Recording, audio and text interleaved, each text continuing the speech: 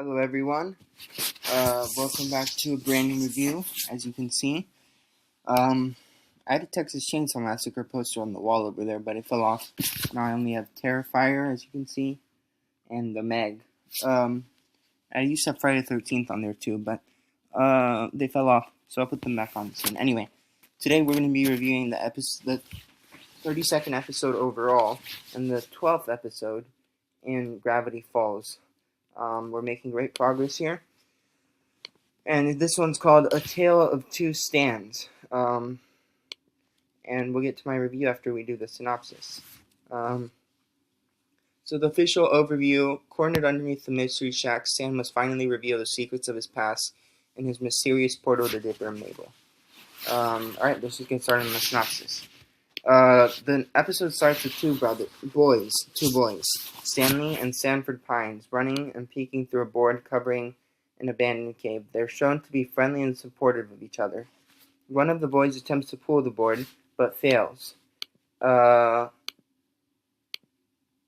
other boy then punches the board, causing it to break, and they both enter the cave. However, they write their names on the wall to claim the ownership of the place.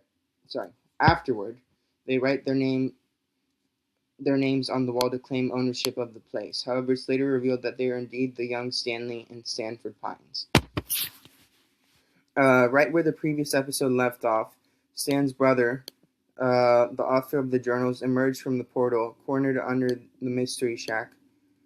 Stan Pines greets the author with a hug. However, the author responds by punching Stan and refuses to thank him for freeing him from the universe portal. He blames Stan for taking a huge risk by reactivating it, and claims that Stan was the reason he was trapped in the first place.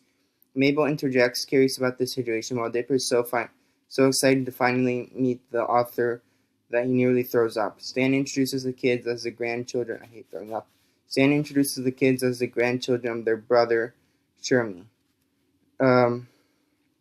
The author greets their children and asks Stan if anyone else knows about the portal, to which Stan tells him only they and maybe the entire U.S. government, which surprises and angers the author.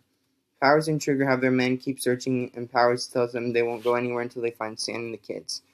The author watches the agents on a monitor and tells the others that they have a while before the agents find the basement. Then Mabel suggests that Stan and the author tell their backstory to pass the time. Author agrees, tells Stan that he has some questions, and asks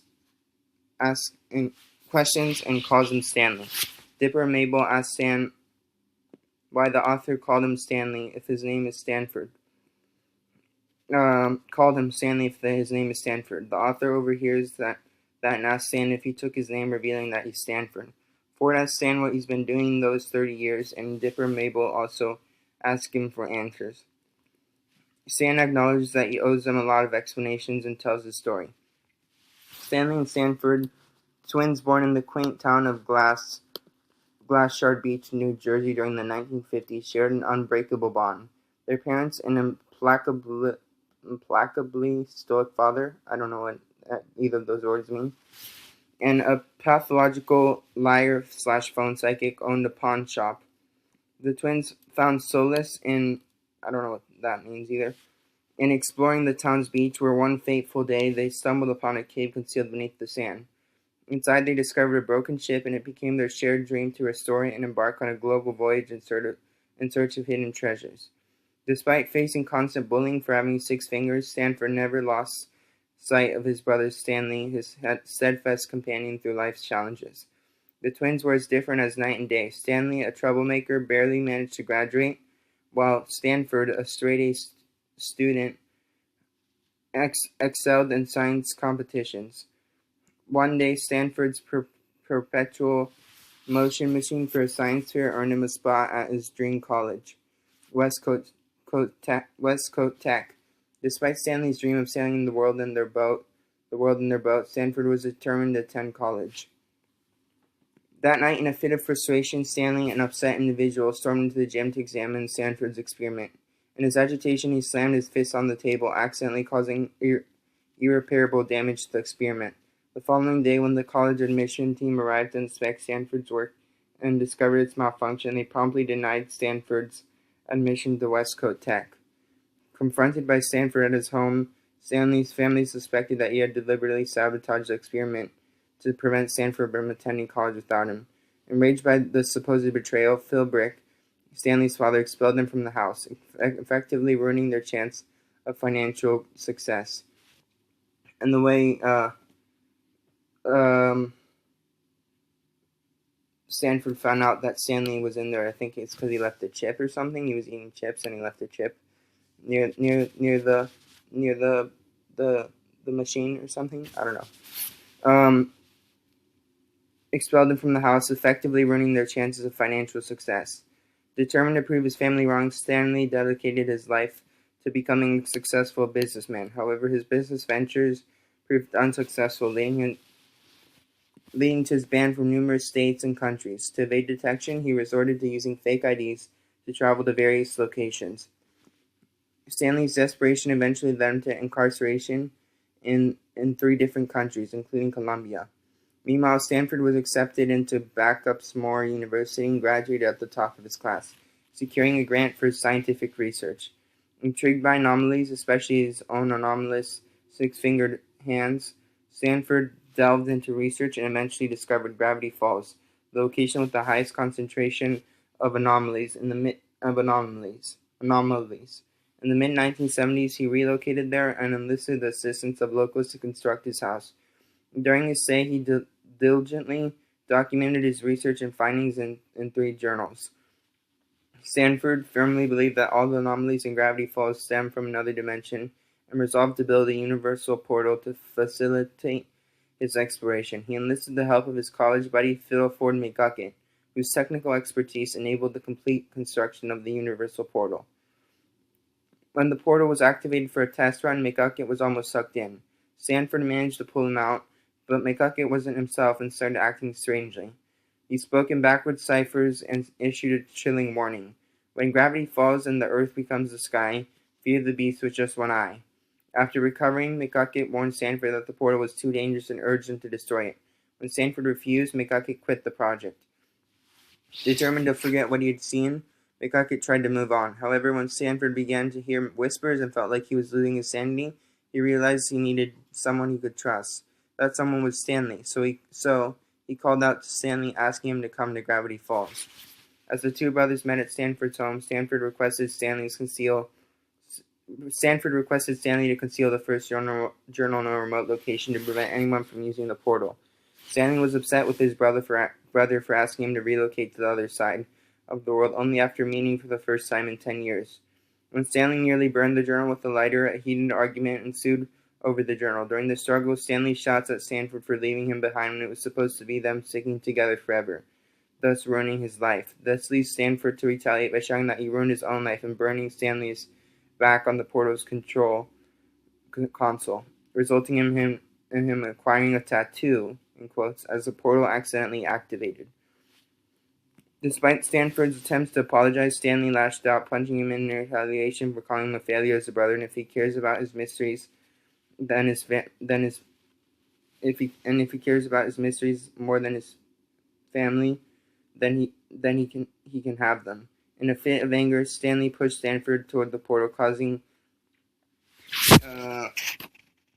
him to get too close and get sucked in. The portal shut off Stanford threw the first journal to Stanley, trapping him in another dimension, leaving him lost with his fate unknown. Plagued by guilt, Stanley spent weeks trying to reactivate the portal, but needed the other 2 journals. Running out of food, he went to town but had no money. The store owners mistook him for his legendary housemate, Stanford Pines, and offered him tours to earn money. He assumed his brother's identity, faked his death, and opened the murder hut, later renamed the Mystery Shack. Every night he tried to reactivate the portal to bring back his brother. He's lied to everyone in town for 30 years, including the twins, to keep the portal's existence a secret. Covering Ford's mortgage allowed him to control the portal and keep Ford's house. Losing the portal would mean losing any chance of getting Ford back. Dip apologizes to Stan for his disbelief, and Stan forgives him. However, government agents overhear the gang downstairs and head towards the basement. Seuss claims that he forgot about them, reminding Dipper of Old Man's Old Man McGucket's memory eraser. Ford uses it to erase the agent's memories and pretend to be a government official, explaining the readings as radiation from a meteor shower. After the agents leave, Dipper and Mabel thank Ford, but Sam tells them to go to bed, much to their dismay. Seuss calls Wendy about the events. Later that night, Sam and Ford briefly reflect on their transformations. Ford proposes a deal. Sam can watch Dipper and Mabel this summer while Ford stays in the basement to fix the portal damage. In return, Sam must give Ford his house and name back and close the Mystery Shack permanently at the end of summer. Sam is hurt when Ford still refuses to thank him for returning to Earth. Sam agrees to Ford's request, but on one condition. Ford must avoid the twins to protect them. Dipper and Mabel eavesdrop, wondering if their grunkle's reunion means good or bad news for the family. Mabel fears she and Dipper will turn out like Stan and Ford, but Dipper promises they won't. Still, Mabel lies awake, worried they'll fight and part ways like Stan and Ford did. As the credits roll, Seuss is still heard on the phone with an exhausted Wendy babbling about the two Stans at 3 in the morning. So yeah, he basically just woke up Wendy. I mean, that's kind of annoying. I mean, if someone woke up me at 3 in the morning, that would not be very pleasant. Anyway. That was A Tale of Two Sands. And talking about that, actually, I didn't get very much good sleep last night. So that's why my mic seem a little bit more tired than usual. I had school today, college, obviously. It was kind of hard to stay awake in class. Anyway, that was A Tale of Two Sands, which is probably one of the best Gravity Falls episodes. I definitely give it a 5 out of 5 for sure. I mean, no episode can beat the finale, but this one was really good. I'd definitely give it a 5 out of 5 for sure.